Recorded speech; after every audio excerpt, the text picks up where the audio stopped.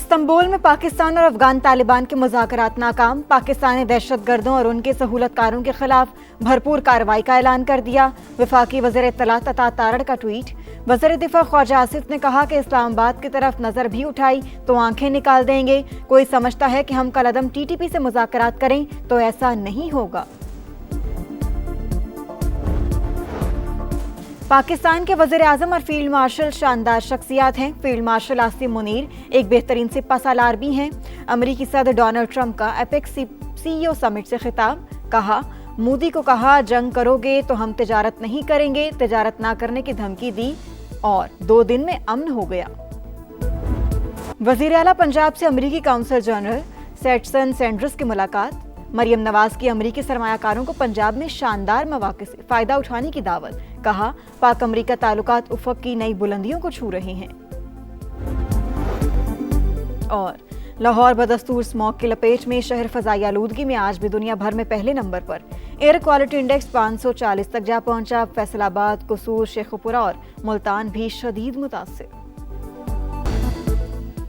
ایران نے پاکستان اور افغانستان کے درمیان ثالثی کی پیشکش کر دی۔ ایرانی میڈیا کے مطابق وزیر داخلہ محسن نقوی نے صدر مسعود پزشکیان سے ملاقات کی۔ مسلم ممالک کے درمیان مشترکہ دشمنوں کے خلاف اتحاد اور اخوت کے مظاہرے پر زور۔ محسن نقوی نے کہا خطے میں کشیدگی کم کرنے میں ایران کے فعال کردار کا خیر مقدم کریں گے۔ پاک ایران سرحدی امور، معاشی تعلقات اور زائرین کے معاملے پر بھی گفتگو۔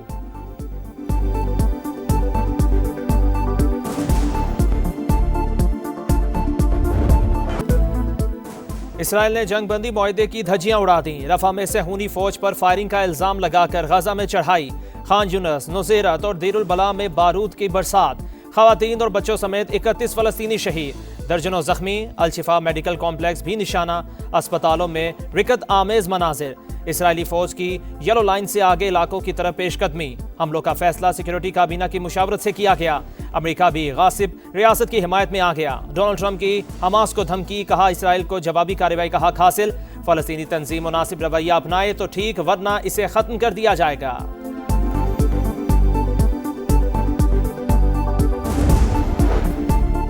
جنگ بندی معاہدے کی خلاف ورزی، حماس نے یرغمالیوں کی لاشوں کی حوالگی مؤخر کرنے کا اعلان کر دیا۔ معاہدے کے تحت آج ایک یرغمالی کی لاش حوالے کی جانی تھی۔ رفح میں فائرنگ کے واقعے سے ہمارا کوئی تعلق نہیں، جنگ بندی معاہدے پر قائم۔ اسرائیل معاہدے کو سابوتاژ کرنے پر تلا ہوا ہے۔ ضامن ممالک صہیونی ریاست پر دباؤ ڈالیں۔ القسام بریگیڈ کا رد عمل، معصوم شہریوں کی شہادت افسوسناک، اسرائیلی حکام اپنا وعدہ پورا کریں۔ ترک وزارت خارجہ کی اپیل، جنگ بندی برقرار ہے، اسرائیل اپنے فوجیوں پر حملے کا جواب دے رہا ہے۔ امریکی نائب صدر جے ڈی وینس کا بیان۔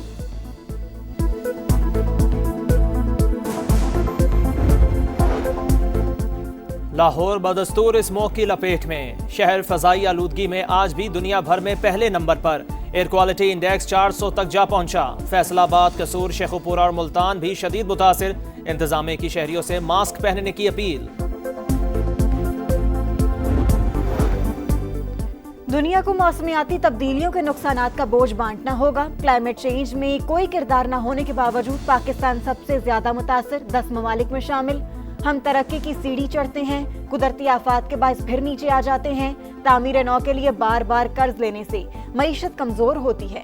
وزیر اعظم کا سعودی دارالحکومت ریاض میں فیوچر انویسٹمنٹ انیشیٹو سمٹ سے خطاب، کہا حالیہ سیلاب اور کلاؤڈ برسٹ واقعات سے بڑے پیمانے پر تباہی ہوئی، کسی کے سامنے ہاتھ پھیلانے کے بجائے خود انحصاری اختیار کی۔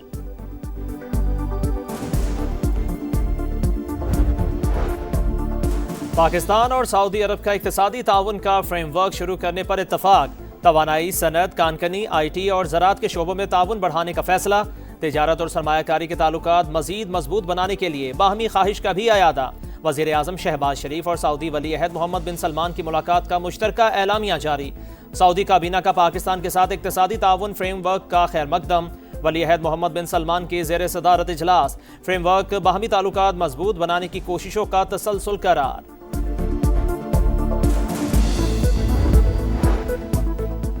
آزاد کشمیر میں حکومت کی تبدیلی کی کوششیں، نون لیگ اور پیپلز پارٹی نے وزیر اعظم چودھری انوار الحق کے خلاف تحریک عدم اعتماد پر دستخط کر دیے۔ نئے وزیر اعظم کے لیے لطیف اکبر، چودھری یاسین اور سردار یعقوب کے نام پر غور۔ مطلوبہ تعداد سے زائد ارکان کی حمایت کا دعویٰ، پی ٹی آئی بھی میدان میں کود پڑی۔ وزیر اعظم کے خلاف ووٹ کاسٹ کرنے پر ارکان اسمبلی کے خلاف ریفرنس دائر کرنے کا فیصلہ، مصنوعی حکومت قائم کرنے کی کوششیں کی جا رہی ہیں، کھیل کا حصہ نہیں بنیں گے، سلمان اکرم راجہ اور دیگر رہنماؤں کی نیوز کانفرنس، غیر جانبدار چیف الیکشن کمشنر کی تعیناتی کا مطالبہ۔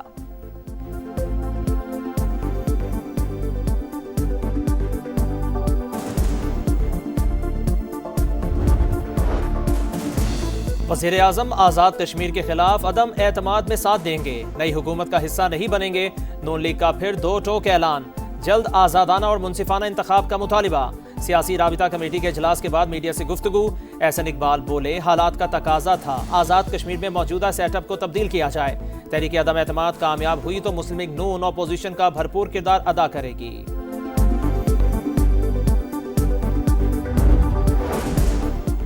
وزیر اعلیٰ کے پی سینٹ الیکشن کے بعد مختصر کابینہ اب تشکیل دے سکیں گے۔ پی ٹی آئی کے پی کی پارلیمانی پارٹی نے سہیل آفریدی کو اختیار دے دیا۔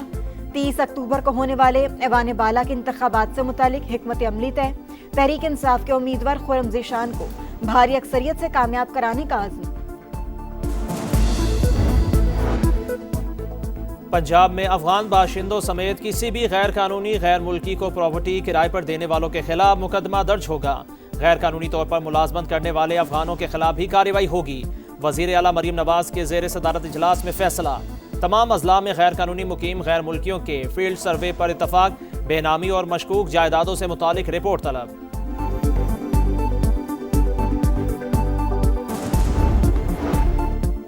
امریکی صدر ڈونلڈ ٹرمپ ایشیا کے دورے پر چینی صدر سے ملاقات کے لیے جنوبی کوریا پہنچ گئے۔ میڈیا سے گفتگو میں کہا، چین سے اچھے تعلقات ہیں، امید ہے صدر شی سے ملاقات اچھی رہے گی۔ جاپان میں بزنس لیڈر سے خطاب میں مودی کے زخم تازہ کر دیے، کہا پاک بھارت جنگ میں 7 نئے اور خوبصورت طیارے گر چکے تھے، میں نے تجارت کے ذریعے لڑائی رکوائی۔ امریکی صدر وزیر اعظم شہباز شریف اور فیلڈ مارشل کو بہترین شخصیات قرار دے دیا۔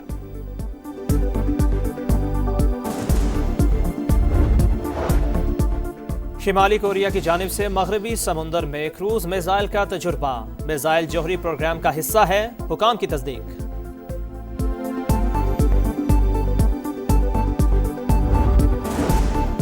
Chairman joint chief of staff committee general Sahir Shamshad Mirza کا بنگلہ دیش کا دورہ، بنگلہ دیشی آرمی چیف جنرل وقار الزمان سے ملاقات، عالمی اور علاقائی سلامتی کے امور پر تبادلہ خیال، عسکری قیادت کے باقاعدہ دورے برقرار رکھنے پر اتفاق، دونوں ممالک کی مسلح افواج کے درمیان تعاون مزید مضبوط بنانے کی اہمیت پر بھی زور۔ نائب وزیر اعظم اسحاق ڈار کی سعودی وزیر خارجہ سے ملاقات، دو طرفہ تعلقات، علاقائی امور خصوصاً غزہ کی صورتحال پر تبادلہ خیال، کثیر الجہتی شراکت داری کو مزید وسعت دینے پر اتفاق، اسحاق ڈار سے ترک وزیر خارجہ کا بھی رابطہ، آئندہ ہفتے ترکیہ میں ہونے والے اجلاس میں شرکت کی دعوت۔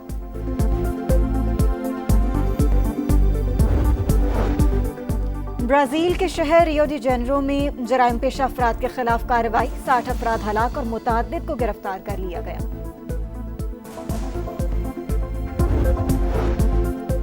ملتان سلطانز کا پی سی بی کو خط، علی ترین کے چیئرمین محسن نقوی کو پی ایس ایل کے لیے اہم مشورے، لیگ کو مضبوط بنانے، گورننس میں بہتری اور شفافیت کے لیے اصلاحات کی تجویز، لکھا پی ایس ایل کو نئی سطح پر لے جانا ملتان سلطانز کی ترجیح۔ اور راولپنڈی میں جنوبی افریقہ کا پاور شو، پنگ T20 میں شاہینوں کو 55 رنز سے شکست، قومی ٹیم 195 رنز کے تعاقب میں 139 پر ہی ڈھیر، ٹاپ اور مڈل آرڈر بری طرح ناکام، 1 سال بعد واپس آنے والے بابر اعظم نے کھاتہ کھولنے کی بھی زحمت نہ کی، کپتان سلمان علی آغا کے 7 گیندوں پر 2 رنز، حسن نواز، عثمان خان، صاحبزادہ فرحان بھی فلاپ، پروٹیز کو 3 میچز کی سیریز میں 1-0 کی برتری حاصل۔